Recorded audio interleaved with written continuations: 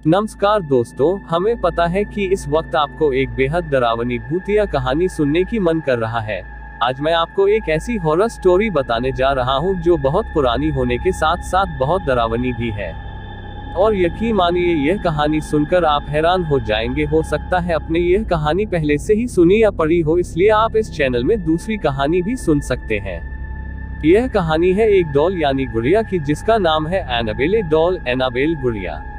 तो आइए कहानी शुरू करते हैं। यह कहानी शुरू होती है सन 1918 से। इसी साल एक अमेरिकी राइटर जो बच्चों की कहानियां और कॉमिक्स लिखते थे, उन्होंने सबसे पहले इस डॉल का जिक्र अपनी किताब रैगडी आन में किया था।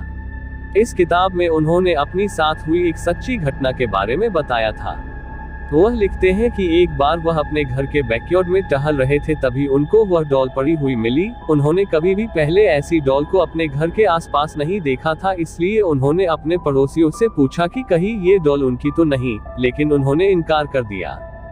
उन्होंने इसके बारे में ज्यादा नहीं सोचा और डॉल को अपनी बेटी को दे दिया। वह डॉल को देखकर बहुत खुश थी। वह उसके साथ हर रोज खेलने लगी। खेलते खेलते उसको डॉल के साथ इतना लगाव हो गया कि वह डॉल को एक पल के लिए भी अकेला नहीं छोड़ती थी। वह घर में अकेली बैठी उसके साथ ज्यादा समय बिताने लगी और बातें करने लगी। उसके पिता को उसकी चिंता होती, लेकिन वो बच्ची समझकर उसे नजरअंदाज कर देते। लेकिन जब वह 13 साल की हुई तब वह किसी गंभीर बीमारी से पीड़ित हो गई। इलाज के लिए उसे वैक्सीन दी गई, लेकिन उसका उल्टा प्रभाव हो गया, जिसकी वजह से उसकी मौत हो गई। लेकिन अजीब बात यह थी कि जिस तरह वह डॉल रहस्यमयी तरीके से उनके घर में आई थी, ठीक उसी प्रकार वह गायब हो गई। यह कहानी लोगों में बहुत प्रसिद्ध हो गई। इसके बाद वह डॉल कई सालों तक कहीं भी नजर नहीं आई। धीरे धीरे लोग इसे भूल गए, लेकिन 1970 में यह डॉल हॉबी स्टोर नाम की एक दुकान में नजर आई। एक दिन किसी महिला को वह डॉल पसंद आ गई और उसने यह डॉल खरीद ली। उस महिला को यह बिल्कुल भी अंदाजा नहीं था कि यह डॉल भूतिया है, लेकिन उसने यह डॉल अपनी बेटी डोना को उसके जन्मदिन पर देने के लिए खरीदा था। डोना उस समय नर्सिंग की पढ़ाई कर रही थी और हॉस्टल में अपनों 2 सहेलियों के साथ रहती थी। वह इस गिफ्ट से बहुत खुश थी। इसके साथ साथ वह हैरान भी थी, क्योंकि उसकी डॉल के साथ खेलने की उम्र भी बीत चुकी थी। लेकिन उसको यह तोहफा बहुत पसंद आया। उसने डॉल को अपने कमरे में सजाकर रख दिया, लेकिन उसकी दोनों सहेलियों को यह डॉल बिल्कुल भी पसंद नहीं आई थी। उनमें से एक सहेली, जिसका नाम लू था, इसको यह डॉल शुरू से ही अजीब लग रही थी और उसने डोना को यह डॉल अपने कमरे में रखने से मना भी किया था। लेकिन डोना ने उसकी बात नहीं मानी। इस डॉल के कमरे में आने के बाद अजीब हरकतें होनी शुरू हो गई। डोना ने यह नोटिस किया कि यह अपनी जगह बदल लेती थी। डोना ने यह कई दिनों तक नोटिस किया और अपनी दोनों सहेलियों को इसके बारे में बताया। डोना की सहेलियों ने उसे सलाह दी कि तुम इस डॉल को कमरे से निकाल दो, क्योंकि यह एक श्रापित डॉल है। लेकिन डोना ने उनकी बात नहीं मानी, क्योंकि वह भूत प्रेत पर विश्वास नहीं करती थी। समय बीतता गया और लगभग 1 महीने के बाद उन्हें अपने कमरे में एक कागज का टुकड़ा मिला, जिस पर बच्चे के लिखावट में हेल्प मी लिखा हुआ था। उन्हें ऐसे टुकड़े कई बार अपने कमरे से मिले। एक दिन जब तीनों सहेलियां अपने कमरे में पहुंची तो उन्होंने देखा कि डॉल की छाती पर और कमर पर लाल रंग के निशान पड़ गए हैं। क्योंकि वह नर्सिंग कर रही थी, तो उन्होंने इसका पता लगाने में ज्यादा समय नहीं लगाया कि यह रंग नहीं, खून है। इस दौरान भी डोना की सहेलियों ने उसे बाहर निकलने को कहा, लेकिन डोना ने उनकी बात नहीं मानी, क्योंकि डोना को भी इस डॉल से अजीब तरह का लगाव हो गया था।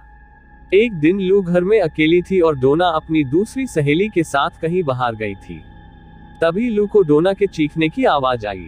वह यह भूल गई थी कि डोना तो घर में है ही नहीं, और जब वह कमरे में गई तो देखा कि उस कमरे में उस डॉल के अलावा कोई नहीं है। इसके बाद कमरे से लू के चीखने की भी आवाज आई। इत्तेफाक से उस समय डोना और उसकी सहेली लौटकर आ चुकी थी। उन्होंने कमरे में जाकर देखा तो लू बेहोश पड़ी थी और शरीर पर गहरे चोट के निशान थे। डोना और उसकी सहेली ने लू को हॉस्पिटल में एडमिट करवाया। 2 दिन बाद लू को होश आया और उसने बताया कि उस पर हमला उसी डॉल ने किया था। यह बात सुनकर वह हैरान रह गई। डोना तुरंत ही चर्च जा पहुंची और फादर को उस घटना के बारे में बता दिया। फादर ने उनकी बात सुनकर उनको अपने सीनियर फादर के पास भेज दिया। उन्होंने कहा कि इस डॉल में बुरी आत्मा का साया है और यह बात उनके संभालने योग्य नहीं है। इसलिए उन्होंने यह खबर पैरानॉर्मल एक्टिविटी एक्सपर्ट पति पत्नी को दे दी। यह दोनों डोना के हॉस्टल पहुंच गए और डॉल के साथ एक हफ्ता बिताया। एक हफ्ता बिताने के बाद उन्होंने बताया कि इस डॉल के अंदर एक शक्तिशाली आत्मा का वास है और ये आत्मा डॉल से निकलकर इंसानी शरीर में जाना चाहती है। इसने डोना का शरीर चुना है।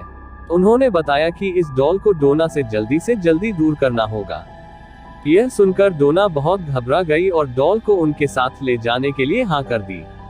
यह पति पत्नी इस डॉल को अपनी कार में घर ले जाने लगे और रास्ते में कार ने काम करना बंद कर दिया, जिससे कार दीवार में टकरा गई।